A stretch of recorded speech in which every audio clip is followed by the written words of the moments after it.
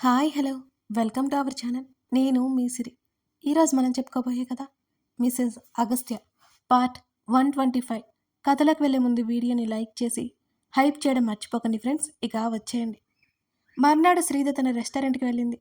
ముందు రోజు సరిగ్గా 10 ఆర్డర్స్ వచ్చాయి. వర్కర్స్కి పని ఏం లేదు. చందన విన్ని కూడా అక్కడే ఉన్నారు. ఇవాళ కూడా వస్తాయంటారా?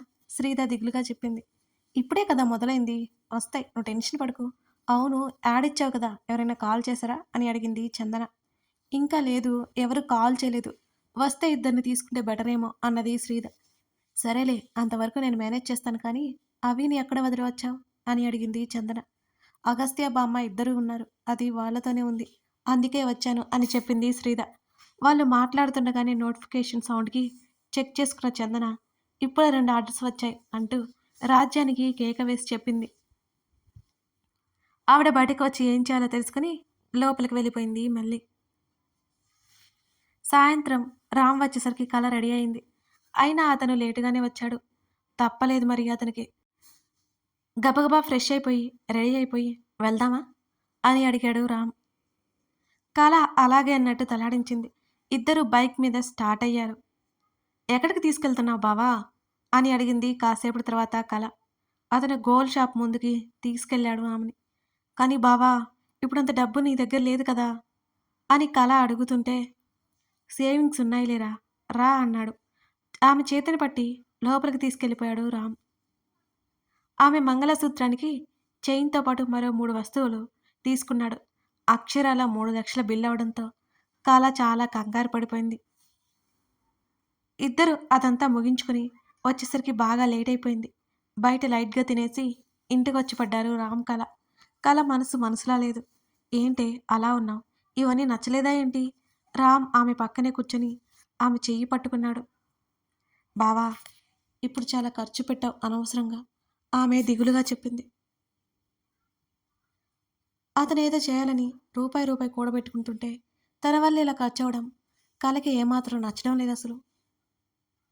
నీకోసం ఈ మాత్రం కూడా చేయలేనంటావా? నువ్వు టెన్షన్ పడకు. ఇంకా నేను చేయాల్సిన దానికి చాలా టైమే ఉంది. ఇవి నా సేవింగ్స్.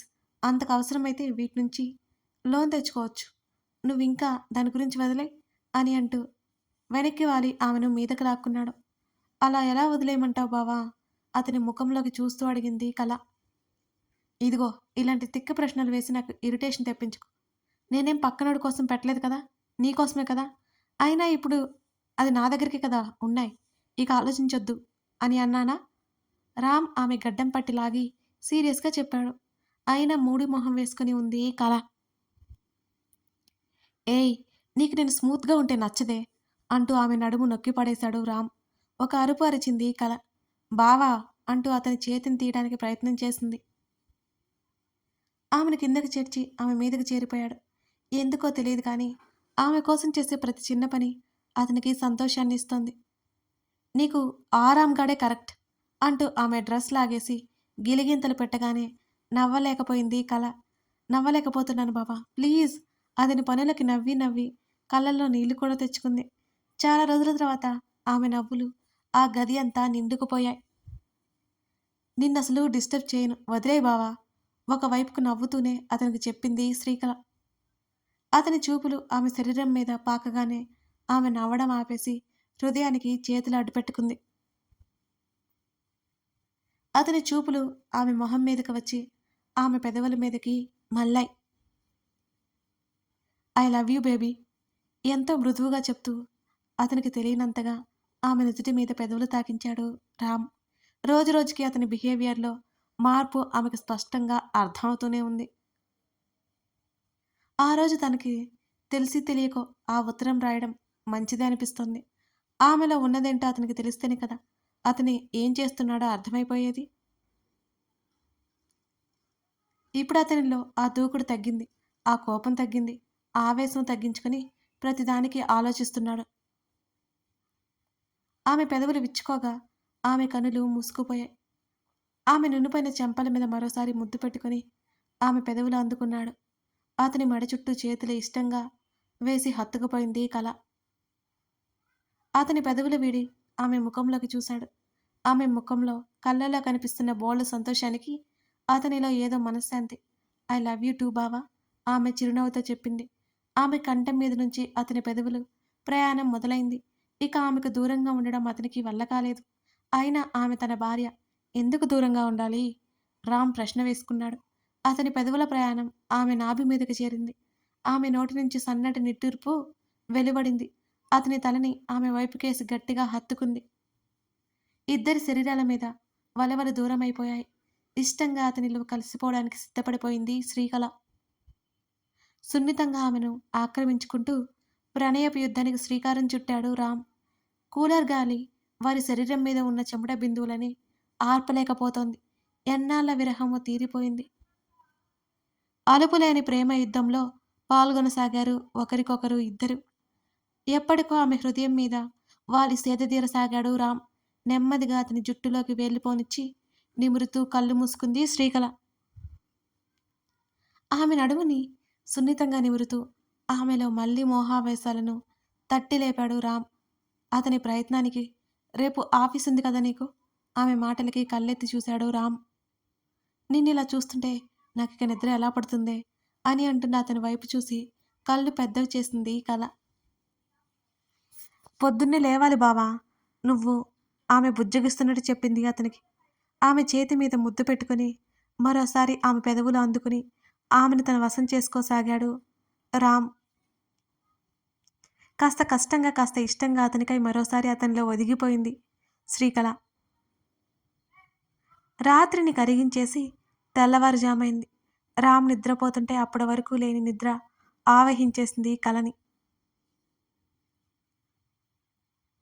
ఉదయాన్నే అలారం మోతకి మెలకు వచ్చి దాని పీక నొక్కి మళ్ళీ కళ్ళు మూసుకున్నాడు అతను.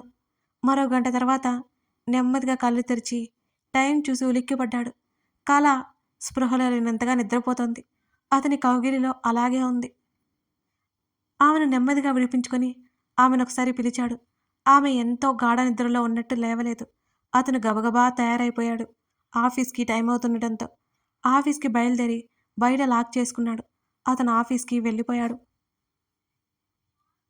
11 గంటలకి ఫోన్ మోగుతుంటే బద్ధకంగా కళ్ళు తెరిచింది కళ. అప్పటికి ఆ ఫోన్ మోత ఆగిపోయింది. మొబైల్ చేతుల్లోకి తీసుకుని టైం చూడగానే ఒక్కసారిగా ఉలిక్కిపడింది. నేను ఇంతసేపు పడుకున్నానేంటి అంటూ తన అవతారం చూసుకుని అంతలోనే నవ్వుకుంటూ రామ్కి తిరిగి కాల్ చేసింది కళ. చెప్పు బావా అని అడిగింది లిఫ్ట్ చేయగానే కళ. లేచావా అని అడిగాడు రామ్. ఇప్పుడే నీ ఫోన్ కాల్కి మెలకు వచ్చింది చెప్తూనే ఆవలించింది కళ. నేను ఆఫీస్కి వచ్చేసాను, బయట లాక్ చేశాను, ఫ్రెష్ అవి తినేసాయి అని చెప్పాడు రామ్. ఆ మాత్రం కేరింగ్కి ఆమె మురిసిపోయింది. సరే బావా అని చెప్పింది. నాకు వర్క్ ఉంది, బాయ్. అతను కాల్ కట్ చేయబోతుంటే బావా బావా ఆగాగు కంగారుగా పిలిచింది కళ. ఇవాళ మా బాస్ ఆఫీస్లోనే ఉన్నారు, ఏంటో త్వరగా చెప్పు. రామ్ విసుక్కున్నాడు. టిఫిన్ చేసావా అని అడిగింది. లేదు, మధ్యాహ్నం క్యాంటీన్లో లంచ్ చేసేస్తా డైరెక్ట్గా. సరే బాయ్ అంటూ టక్కున కాల్ కట్ చేశాడు రామ్. శ్రీకళ పెదవి విరిచింది. భారంగా అనిపిస్తున్న శరీరాన్ని మరికొద్దిసేపు మంచం మీద వాల్చి మళ్ళీ నిద్ర ముంచుకొస్తుంటే కష్టంగా లేచి ఫ్రెష్ అవడానికి వెళ్ళిపోయింది. సాయంత్రం ఇంటికొచ్చిన శ్రీద కూతురుతో ఆడుకుంటుండగా కాలింగ్ బెల్ మోగింది. లేచి తలుపులు తెరిచింది. ఎదురుగా జేమ్స్, అనురాధ కనిపించారు. వాళ్ళని చూసి శ్రీద ఏదో మాట్లాడబోతూ వాళ్ళ అవతారం చూసి ఆగిపోయింది. ఇద్దరి మెడలో దండలు, మంగళసూత్రం ఉంది. ఆమె కళ్ళు నోరు వదిలేసి చూడసాగింది వారిద్దరిని. మమ్మ మమ్మ అని శ్రీదని వెతుక్కుంటూ వచ్చింది అవంతి. జేమ్స్ అంకు అంటూ జేమ్స్ కాలని చుట్టేసింది అవంతి. లోపలికి రండి అని తేరుకుంటూ పిలిచింది శ్రీద. ఇద్దరూ లోపలికి నడిచారు. అవంతిని ఎత్తుకున్నాడు జేమ్స్. అనురాధ తల వంచుకొని మరింత మౌనంగా చేతులు నలుపుకుంటూ నిలబడి ఉంది. ఎవరు? బామ్మ కూడా గదిలో నుంచి బయటకొచ్చి షాక్ అయింది. కూర్చోండి అని శ్రీద చెప్పింది. పర్లేదు మేడం అన్నాడు జేమ్స్. ఏం కాదు కూర్చోండి. ఆమె మరీ గట్టిగా చెప్పడంతో సోఫా చివరన కూర్చున్నారు ఇద్దరు. ఇంత షాక్ ఇచ్చారేంటి అని అడిగింది శ్రీద అదే ఆశ్చర్యంతో. తప్పలేదు మేడం అన్నాడు జేమ్స్. మీ పేరెంట్స్తో మాట్లాడారా? అనురాధ వైపు చూస్తూ అడిగింది శ్రీద. అనురాధ తల ఊపింది. నేను వాళ్ళ దృష్టిలో చచ్చిపోయాను మేడం, నా మొహం కూడా చూడలేదు అని అంది దిగులుగా అనురాధ. ఇష్టం లేకుండా పెళ్లి చేసుకుంటే పేరెంట్స్ ఇంకేం చేస్తారు? మీరు కొంచెం ఓపిక పడితే బావుండేది. అయినా మీ కారణాలు మీకున్నాయనుకోండి, ఎవరిని తప్పు పట్టడానికి లేదిక్కడ. నాకొక మాట చెప్తే నేనే అరేంజ్‌మెంట్ చేసేదాన్ని కదా! అని అంది శ్రీద. రిజిస్టర్ ఆఫీస్‌లో చేసుకున్నాం మేడం. జేమ్స్ చెప్పాడు. అనురాధ మెడలో తాళి, ఆమె మెడలో దండ, నుదుటిన బొట్టు అన్నీ చూసింది. ఆమె ఇష్టాలకు వాల్యూ ఇచ్చి, ఆమె ఇష్ట ప్రకారం పెళ్లి చేసుకున్నాడన్నమాట అనిపించింది శ్రీధకి. జేమ్స్, ఇక మీ రూమ్ మీకు సరిపోదనుకుంటా. ఈ పక్కనే హౌస్ టూలెట్ బోర్డ్ పెట్టారు. పెంట్ హౌస్ ఉంది. ఒకసారి చూడండి అని చెప్పింది శ్రీధ. చూశాను మేడం, నచ్చింది. సార్‌తో ఒకసారి మాట్లాడి అడ్వాన్స్ ఇవ్వాలని వెయిట్ చేస్తున్నాను అని జేమ్స్ అన్నాడు. పక్కనే కదా! తనకేం అభ్యంతరం ఉండదులే. శ్రీధ చెప్పడంతో అలాగే అన్నట్టు తలాడించాడు. ఇవాళ డిన్నర్‌కి ఇక్కడికి వచ్చేయండి చిరునవ్వుతో చెప్పింది శ్రీధ. క్షమించండి మేడం. మీరు ఇచ్చే చనువు మీ మంచితనానికి నిదర్శనం. అలాగని మా లిమిట్స్‌లో మేముండకపోతే బాగోదు అని చెప్పాడు జేమ్స్. ఇలాంటి సూక్తులు వినడం నాకస్సలు నచ్చదు జేమ్స్. శ్రీధని విసుగ్గా అన్నది. తప్పదు మేడం. యజమాని ఇంట్లోకి రావడమే గొప్ప. అలాగే మీతో పాటు కలిసి భోజనానికి కూర్చోమంటే కష్టం కదా! ఇప్పటికే మీరు చూపిస్తున్న అభిమానం చాలు మేడం చాలు.